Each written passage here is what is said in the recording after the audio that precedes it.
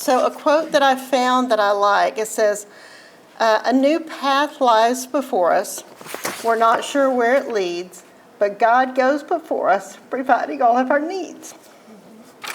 This is kind of an emotional night for us, I will say.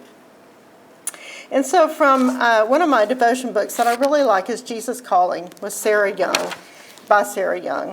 And she says, she writes from the aspect of God is speaking to you and into your heart. So that's what I like about this devotional. It says, seek me with your whole being. I desire to be found by you, and I orchestrate the events of your life with that purpose in mind. When things go well and you're blessed, you can feel me smiling on you. When you encounter rough patches along your life journey, trust that my light is still shining upon you. My reasons for allowing these adversities may be shrouded in mystery, but my continual presence with you is an absolute promise. Seek me in good times, seek me in hard times. You will find me watching over you all the time. And so then I'll close this out with just a verse that really has touched me this last week as I was writing this. It's Psalm 91:4. He will cover you with his feathers, and under his wings you will find refuge. His faithfulness will be your shield and rampart. So I hope that blesses you as it blessed me as I was preparing for it. So our speakers this evening are friends of mine and Charles, and they are very dear to us. Karen is a registered dietitian and is passionate about teaching others about healthy eating.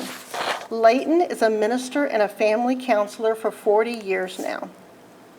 They come from a place that we can all relate to, both experiencing and surviving cancer, and Leighton lives with a chronic illness. They are both grateful to God for his divine hand on their lives that has allowed them to be survivors and share his goodness. So we are blessed to have them share their story. Karen and Leighton, come on up.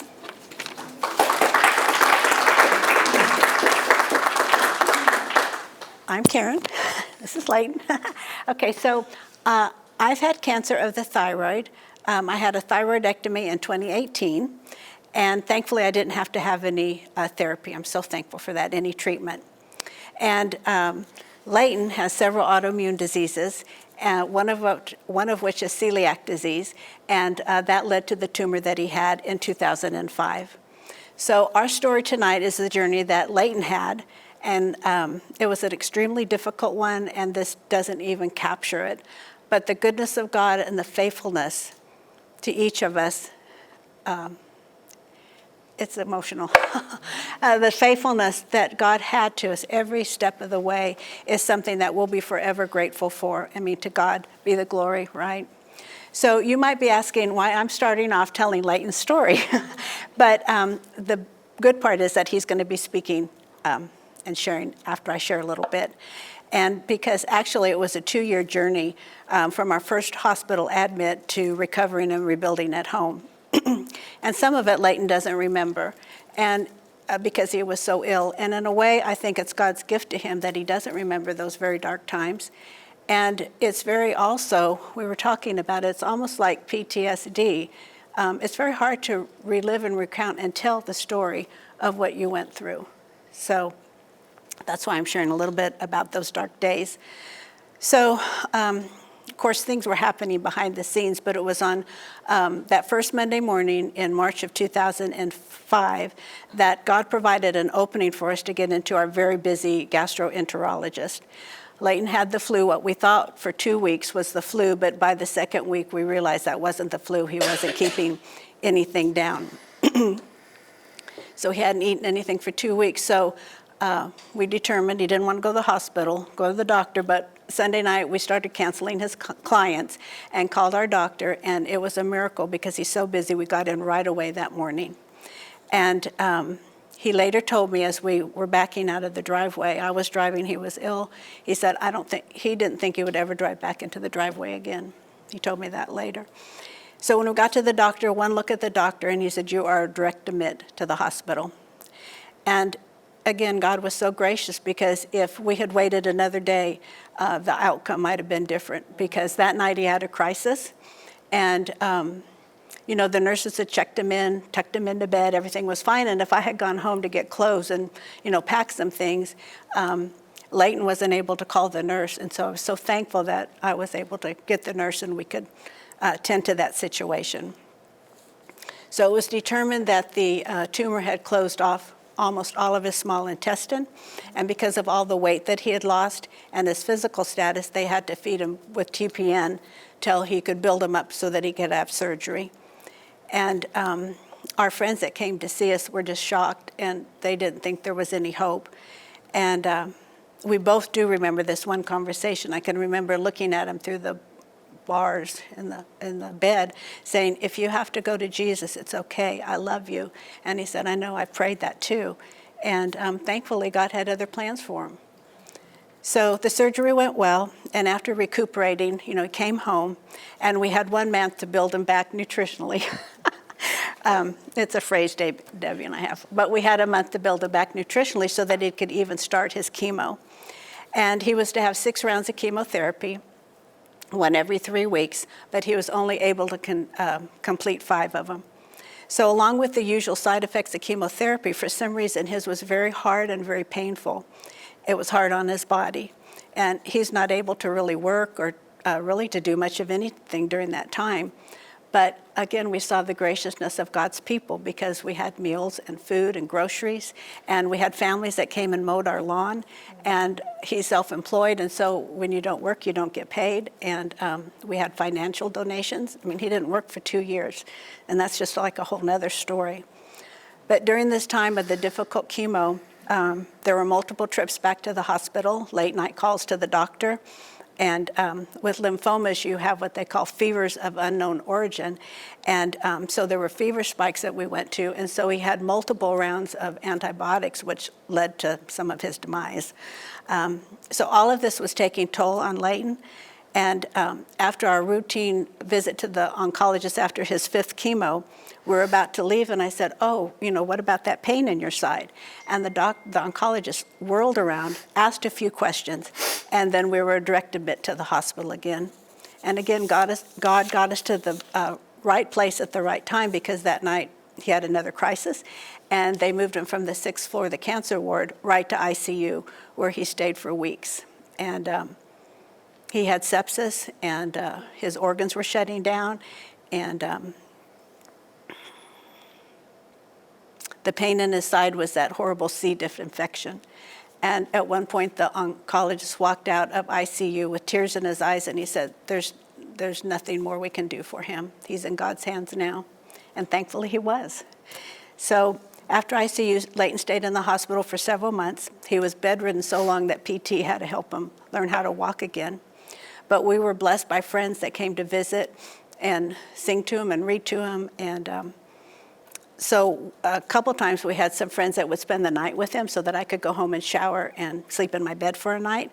And God continually went before us, because one night a friend who was a nurse stayed with him, and she knew exactly what to do and did it. He got high fevers and chills that night. And at that time, this was back in 2005, the protocol for chills was not to give you warm blankets. The nurses would not give you warm blankets. And this nurse got the warm blankets for him, because with his body, when you have chills, it's just like, it's very hard. And she got the blankets for him. And that little thing means so much to me, because I know what happens when he gets chills. So we really believe that nurses are angels that fly too close to the ground. We loved all of our nurses. They're so good. They were so good. But they can't be with you every time. And I'm just a big proponent to have if you're in the hospital, to have somebody with you. Because one time he was going down for a scan, and so I was walking with him with the bed, and he had a special bed because he's 6'1", he was 139 pounds, and they had like a little weight thing that they could read his weight, and he was on a air mattress because he was so skinny and bed sores and all of that. So anyway, I looked over at him, and he was sweating, and his oxygen mask was fogged, and his mattress was flat. And I told the techs, I said, no, nothing's wrong. And, they were young, and they were talking, and it wasn't anything against them because they don't expect anything to be happening to the patients when they're going. But I kept saying there's something wrong, and finally they looked and they were so shook and they took care of it. But I'm so thankful that God prompted me to be there with him, because those are those things that just happen. So there's always more to this story, but we finally made it home. And Leighton stayed there so long, and he was such a good patient. He was everybody's favorite because he was so sweet and kind. And he was the poster boy for recovery, that they did a story on him. And so at the Southwest Memorial Hospital on the 6th floor, it's the cancer floor, when you open up the, I need to clean it. My nose is running and it's on TV. Good grief. So when you open the doors, there's this big picture of Leighton and his story. And I think they had 2 other people there. We just never could bear to go back to that hospital to look at it. And if you do go, if it's still there, he gave God the glory, but they kind of rearranged the words is what we heard. So, anyway, what I'm thankful for is the prayer support. It was like we were in a bubble the whole time. I don't know if you can remember that, but I felt it. Because as bad as it was, the Spirit was just like, God was with us. So what will always be on my heart was Leighton's peaceful and quiet spirit through it all. He was in God's hands and he knew it. And his faith was such a testimony to everybody. And so what are your thoughts? And what did you hang on to? Yeah, right. You have to come in the picture. Okay. Oh, yeah. Yeah, let me take that off there. Yeah. Well, I have a cowboy friend that said, if you're stupid, you better be tough. And that was part of why I waited basically too long. So if you have things that you are going on that you don't know about, be sure to get help way before I did. I waited way too long and probably made it a lot harder. So I'm glad somehow Providence allowed me to be tough enough to get through it. So now, one thing there's several things. There's a lot. Karen gave you all the back trail. Most of that, thankfully, graciously, I do not remember. There's a lot. It was foggy and hard. But there's things that when I came out of it that began to become clear. And these are the things that I would like to share. I've got 3 thoughts that I would like to share. Now the watchstone or the touchstone for the whole effort is called OneHope. And hope is like a diamond with a lot of facets. These are 3 facets of what I believe hope has that we can hold on to. Cancer can put you in a very hard, lonely place in a great hurry. But we have the assurance we do not have to go through all that alone. When I was in grade school, the church that I went to was willing to pay for a kid to go to camp if you would memorize a lot of verses. And so our family did not have a lot of means, so that was a great way for me to be able to go to the church. I learned the memory work, and the church paid my way. And one passage I learned was Psalm 23. And that when you're in a hard place, now all of it is meaningful, but it becomes more meaningful when you get caught between a rock and a hard place. And one of the things that I learned is, yea, though I walk through the valley of the shadow of death, or the valley of deep darkness, that's a hard phrase in the Hebrew to translate, I will fear no evil because you're with me. There's a constant assurance that you're not alone. So we have to go to these places, but we don't have to go alone. So I was alone one night. I remember it in that valley, this valley of cancer, I was not alone. God promised to be with me. It didn't always feel like that, but it always gave me something to hang on to. It gave me the assurance, because one thing I do remember, on more than several nights, in some of those wards, you'd hear people groan audibly and cry out audibly and shriek audibly. Now, you wouldn't hear that in the daytime maybe because of just the noise of the hospital and just the coming and going. But at night when things are alone, it could be a pretty hard spot. So to hang on to a thought that I'm here, this is a hard place, but I'm not alone. So hang on to the thought that if you have to go through that place, you're not alone. Second thing, I grew up in California and had the opportunity to spend time on the water. I learned quickly that if you're going to go on the water and you're in a boat, you're going to need a good anchor. Most anchors are designed that the harder you pull on them, the deeper they set.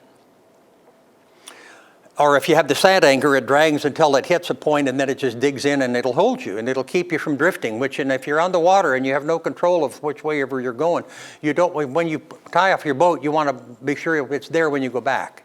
Anchor, make sure that stays in place.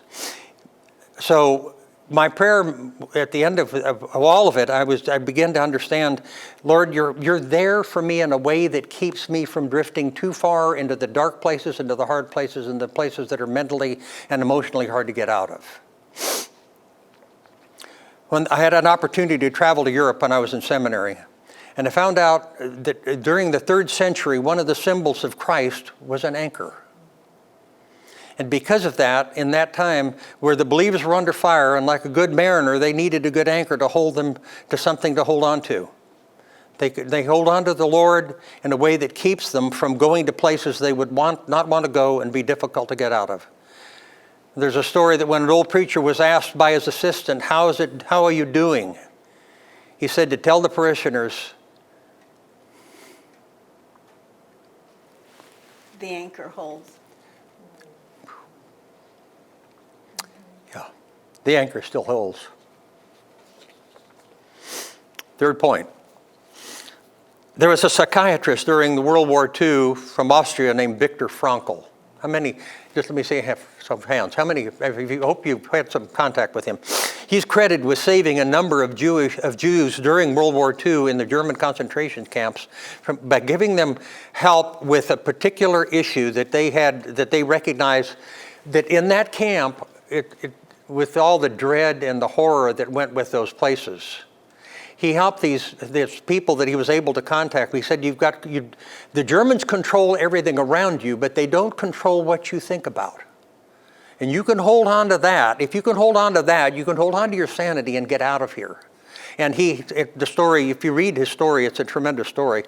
Now, the quote that you usually will hear if you hear anything about this gentleman was that life is never made up of unbearable circumstances, but only a lack of meaning and purpose. So if you can, around you can be terrible, but if you can learn to hold on to a good thought, you can get through it.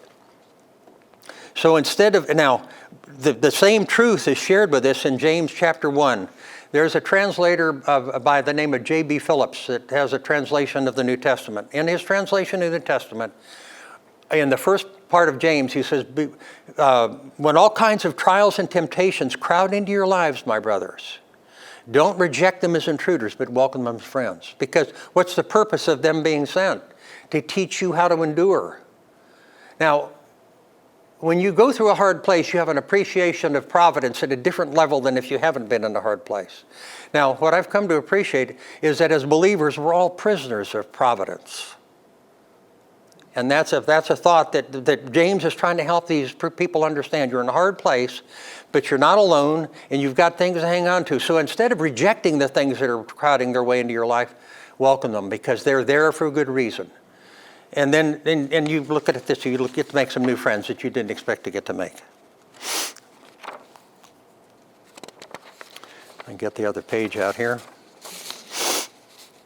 So in review, remember that when we go through difficult times, we're not alone, that the anchor holds. And we always are gifted occasionally with a season to make some new friends, where we can, again, come to grips more clearly with what God is up to and where he wants us to go and what he would like our life to demonstrate. So, thank you.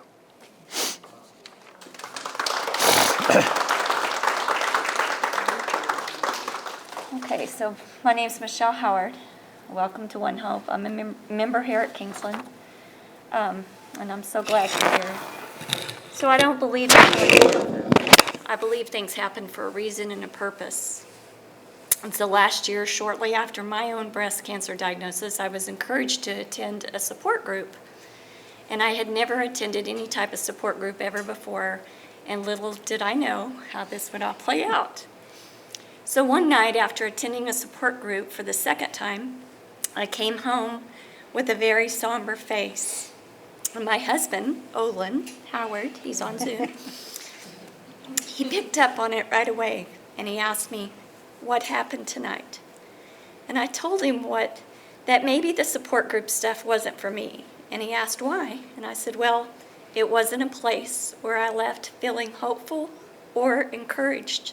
So why would I want to go back? The next month, I remember a close friend of mine telling me about a support group at her church. A mutual friend of ours named Amy Myers and OneHope, like she mentioned. She had told me about that group, and I decided to try it I decided to go to that group. This group was so different. They fellowshipped at a round table while eating dinner together. That's important to me, just those little touches. They asked me questions, and they welcomed me. But most of all, they prayed over me and encouraged me through my tough journey that I was facing of fighting cancer. I even made a new friend that night, Joy. And little did I know that our stories were very identical in our cancer. That's no coincidence at all. When the speaker of the evening spoke about caregiving, he opened his Bible and he said, "So, Jesus was a caregiver." Well, what little hairs I still had left on my skin stood straight up. Immediately in my heart, I knew this is exactly what had been missing from the support groups I had been attending. Fast forward, and here we are, OneHope, a year later. It's not a coincidence that this support group happened, and it's not a coincidence that the leaders are all here with us. It's God designed, and there's a reason and a purpose for it. It is mine and Debbie's prayerful heart and desire that you leave OneHope feeling hopeful and encouraged as you battle cancer and illness. This is not a battle to fight alone. You need support, and you need a tribe. And we collectively are willing to walk alongside of you. There's a plaque that sits in my kitchen window that reads, "There is always hope." It's been a constant reminder to me that hope in my God never disappoints. And I'll end with Isaiah 40:31. You might know this really well. Those who hope in the Lord will renew their strength. They will soar on wings of eagles. They will run and not grow weary. They will walk and not be faint. We're so glad you're here, and thank you for coming.